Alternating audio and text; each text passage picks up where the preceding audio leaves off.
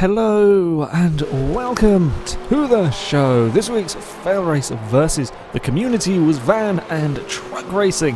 Our first race was at the Silverstone International Circuit. Now these things were in B class, but because they are not exactly that good at handling, even with race tyres and so on, they tended to have quite a lot of power. Most of the vehicles in here have 700 horsepower plus, maybe that amount of torque as well.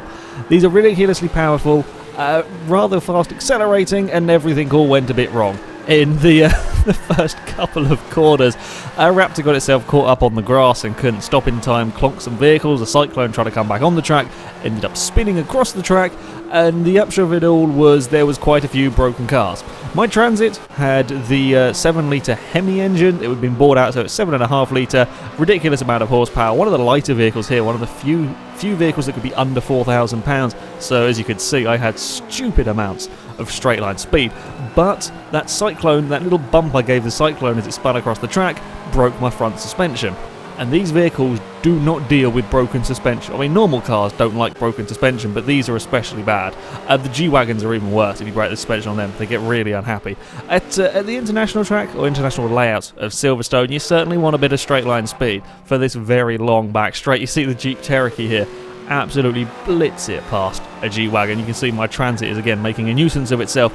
Having straight line speed here is very, very useful. Your car may not be as good in the turns. You may have sacrificed a little bit of handling performance, although let's face it, none of these cars are going to be particularly good in the turns, as the Jeep demonstrates by outbraking himself slightly into this next one. Yeah, straight line speed was pretty useful here, and the Jeep seemed to be pretty quick as well. The BMWs were perhaps the better handling option of the vehicles. This one here trying to make a move stick on a Range Rover. The Range Rover trying to have a look underneath it, gets a big two-wheel moment. The Range Rover's had a bit softer suspension. This one, certainly the one that's following here, was a little bit wallowy through the corners. Yeah, got up on two wheels.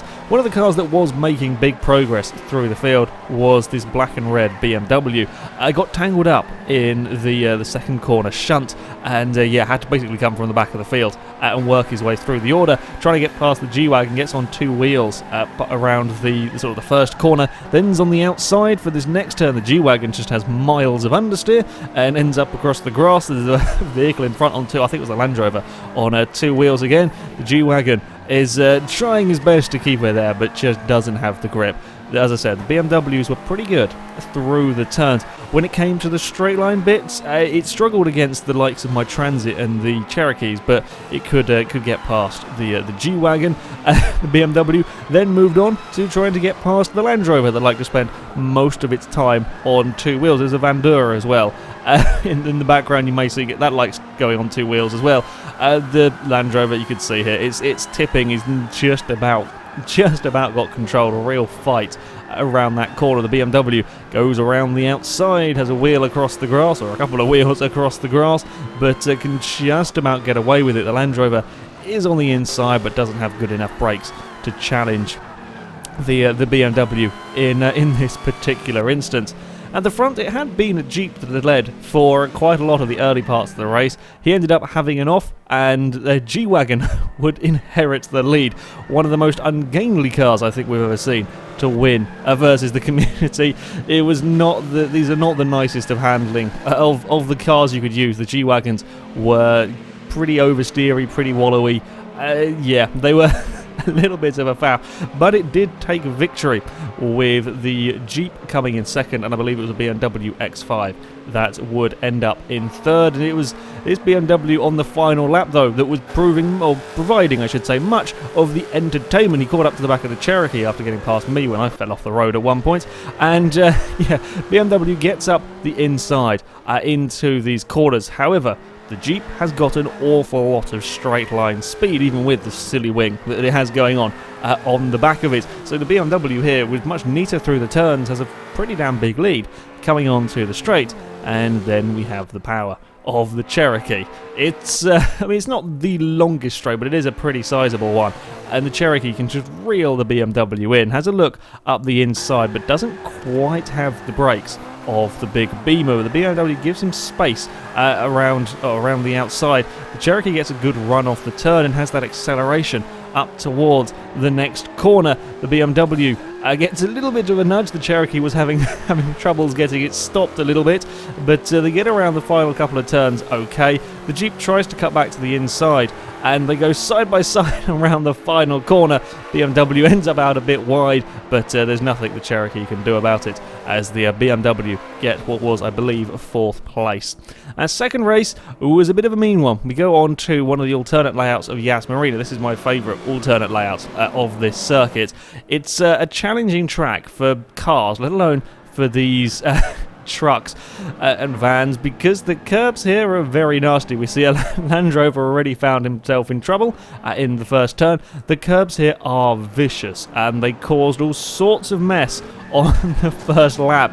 I think that was a BMW that was spinning across the track. A couple of G-Wagons got into each other. A Cyclone took a hefty whack, and again we see what was quite a common theme: many sideways G-Wagons. There were quite a few, I think there's 3 or 4 in this race, and they were struggling for grip. Transits were quite popular, as there was all sorts of shenanigans going on in the background. The G-Wagons were certainly the cars that looked closest to rolling in this. I wondered if we might see a proper roll off a curb with one of these cars at some point. I, in the background, get tangled with a BMW, and that sends both of us spinning across the track. Yeah, I really wondered if we might, because the G-Wagons were quite a long way on 2 wheels for a lot of it. Unfortunately, we didn't. Nobody quite toppled over. But, yeah, it got close a couple of times. We come down the start-finish right on towards lap 2, and it is 3 wide with the 2 G-Wagons on the inside. The Transit flying down the outside, but it's got caught on the curb and promptly can't stop it. Goes soaring off into the turn 1 runoff area. Yeah, you don't want to be out over the curbs there. It is not a good place to be.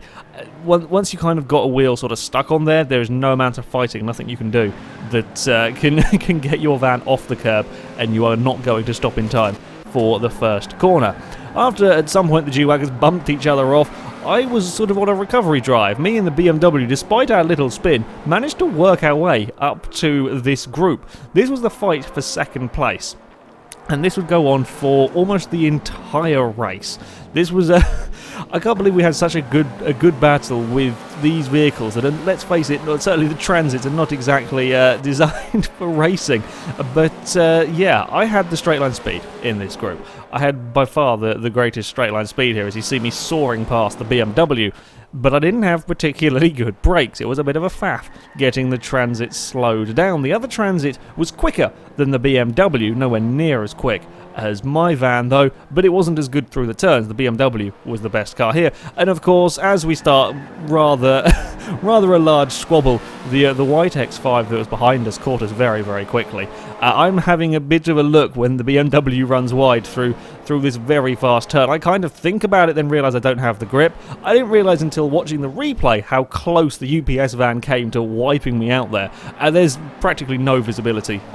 When you drive the Transit in cockpit view, you don't see a thing, so I never realised just how close that came to ending in disaster. We're all trying to fit far too many cars into the same piece of racetrack. Everybody is still alive. I think about having a look up the inside here.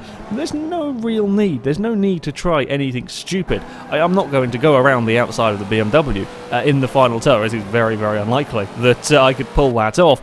But I'm just going to simply outdrag him when we come down the straight. And again, I've got the position back, and the other Transit is now coming as well to challenge. And you see my braking issues with the Ford. It just gets a wiggle on in the braking zone. I can barely stop it in time. BMW tries around the outside as I'm on 2 wheels and have very little in the way of control. When your Transit does that, the black Transit's up the inside as well. The other BMW is getting involved. It's going to be too wide going into this rather fast corner. The Transit just gets a little bit of a bump and ends up out wide. The BMW, I think BMW may have clipped the curb on the inside and just given the Transit a knock. But it was all very exciting and really rather good fun. Further back, the G-Wagons got involved in a shunt that broke, I think there were 3 of them, it broke all of their suspensions, and poorly suspension on G-Wagons is not good for a fast car. They were struggling, and they did drop back.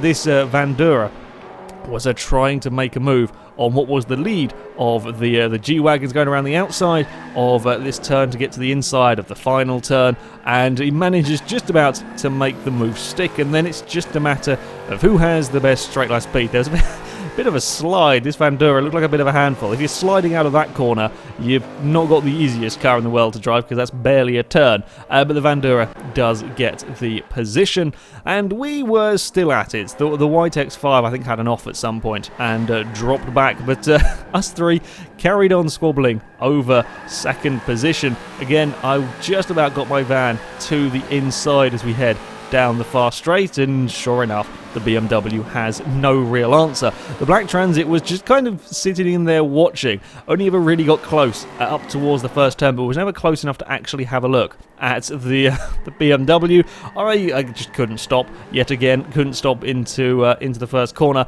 and then was all trying to avoid running into each other, which in these vehicles is quite difficult. Again, some scary moments across the curbs. I give the BMW a bit of a hurry up, a little bit of a bump, no real harm was done. Ignore the Transit on the infield. There was a disconnected car that for some reason they now seem to, wherever they disconnected from tends to be where the car just stays. It's very weird. I don't know why it does it, but yeah, Forza's got into the habit. Everybody's on two wheels across that curb. The UPS van struggling the most, shall we say, on that particular time. Yeah, hit the curb on the inside there. I think everything was going up onto two wheels. The curbs here are really nasty. They are incredibly nasty. Dip a wheel over the edge of them and you could well see your van spinning or your car spinning if you're not too careful. Around the final corner, BMW takes a bit of an exploratory line on the outside. Probably the largest gap he had to me as we came onto the straight, but it is still no bother for my orange Transit as we soar up alongside, although he is close, under braking into turn one, and I'm wiggling again trying to get it stopped. The BMW stays on the inside. It's too wide through the first few corners and I just can't quite hold it around the outside. That was never really likely, but it was worth a try. Then we come up to the very, very fast right-hander.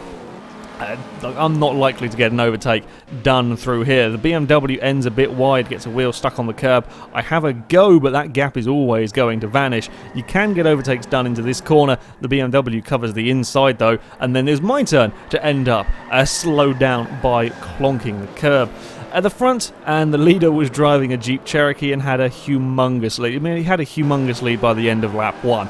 And while we were all squabbling and sorting ourselves out, and then fighting over second place, yeah, this Cherokee was absolutely miles at front and would take the victory. It was coming up to lap some of the lower place cars. A little bit of lag. Lag wasn't too bad.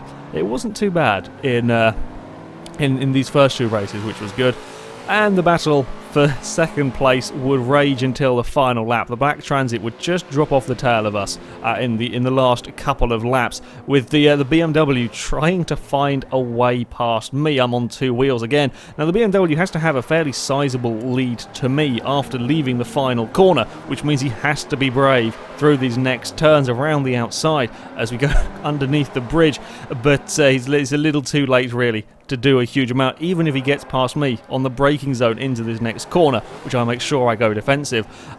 He's never going to have the acceleration to outdrag my Transit to the line, because it's quite a long way before you actually get to the finish line. So my Transit gets second place with the BMW in third, and it was an incredibly good fun race with these vans and trucks.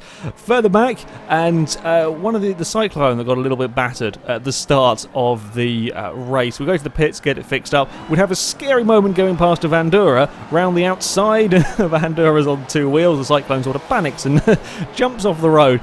Yeah, that's not a particular sight you want to see on your inside, is a Vandura on two wheels.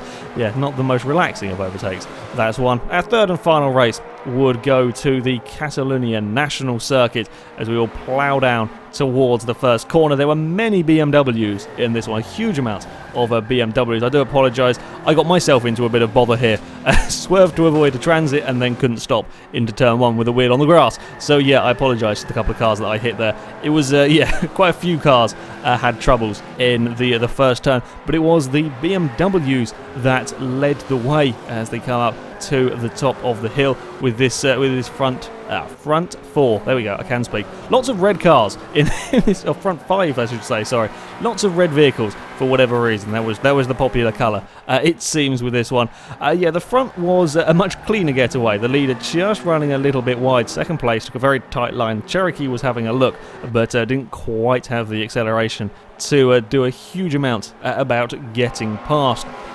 As I said, huge number of BMWs. I think there were 5 or 6 at least. For whatever reason, they were just the popular car for this one. The white BMW goes to the inside of turn 1. The Transit behind them couldn't quite stop and ends up across the sand. The gold Beamer almost holds it all the way around the outside. He almost does it, but ends up taking such a narrow line through this next corner and getting a bit of a slide. Can't quite keep the position. And the white X5 is through and just got that little gap up ahead. This was all over the mid-pack. These guys change positions really rather regularly. I think at this stage this is around 4th place, I think, the Cyclone in 4th, running a little bit wide. The red X5 that led lap 1, as you can see, is now alongside. I had an off in turn 1 and dropped back into this group. The Cyclone keeps the position and then gets very lucky. That curb there is a horrible, horrible thing. That's is quite common to spin cars out if you clip it wrong. The Cyclone very, very nearly went round in a circle. You just drop the wheel over the edge and it pings the car sideways. Cyclone got away with it. Now we have the drag race down the straight here. Maybe not quite as long as the Silverstone one, but having that little bit more straight line speed can be quite useful as it gives you the opportunity to have a dive in turn 1. The Cherokee was having all sorts of problems. I think the red Jeep here had broken brakes. I think he must have taken a knock from something on the first couple of laps because that was having real troubles getting stopped into turn 1. I mean, it looks like the Cyclone here took a stupid dive and the BMWs took a stupid dive. They didn't. It was the Cherokee was having all manner of problems getting slowed down. In the end, the Cyclone and the BMW have a little bit of a coming together and both end up getting forced off the road. And it was this sort of large mid-pack group that were having plenty of close racing. This Transit was, like a lot of vehicles, having trouble getting stopped down into turn 1. It was a difficult corner for these vehicles to get slowed down. The Cherokee was again having issues. The Transit tried to get to the inside of the BMW, ended up giving it a bit of a tap, and the BMW went very, very sideways. It's now all too wide through this next corner. Don't mind my Transit in the background. I got lag killed and had to take a trip to the pits as well as a bad start. So yeah, I was a lap down on this lot. The two X5s end up getting together again. They just kind of, when you have the front of your car sort of just touch the back of the vehicle in front, you both end up not being able to steer, and yeah, they both fell off the road. The G-Wagon that was in second place had a spin, and the Transit very nearly collected it. Again, that was another instance of just putting a wheel over a curb where you don't really want to be, and sure enough, the G-Wagon would go round in a circle. It was a busy sort of a mid-pack.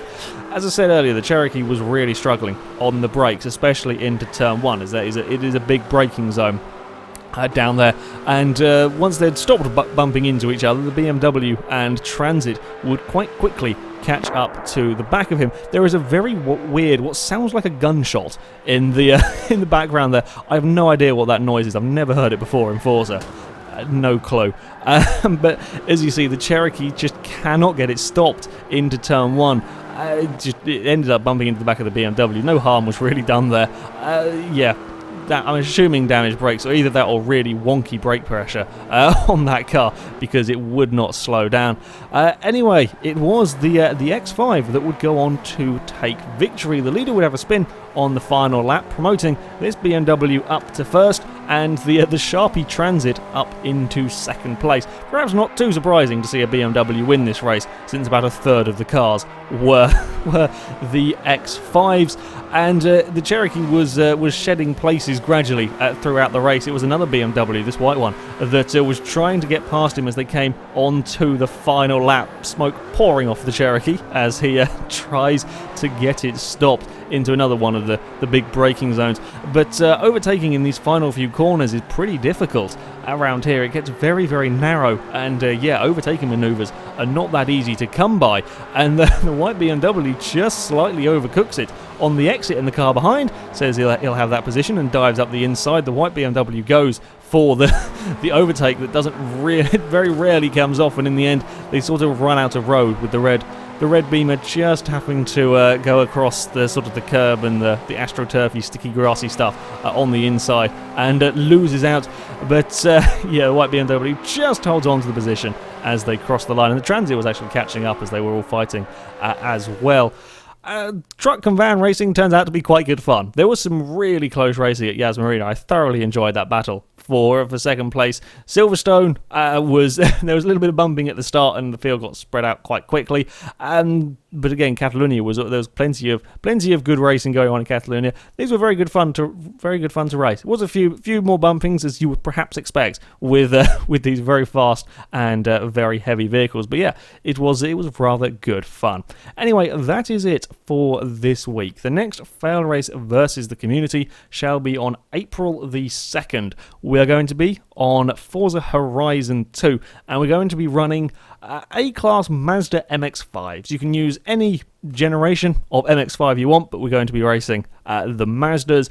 We're not going to be on Storm Island, so you don't have to have the Storm Island DLC to take part. We're going to be on the main island. We're going to be doing a mixture of tarmac races, some dirt races, maybe some cross-country ones, may throw in a playground game or two. I'm not entirely sure yet, but yeah, if you want to sign up and take part in that, then you can go to our forums. There'll be a link in the description. Find the FailRace versus the community section, and that is where you sign up. But that is it from me, so thank you very much for watching, and until next time, a goodbye.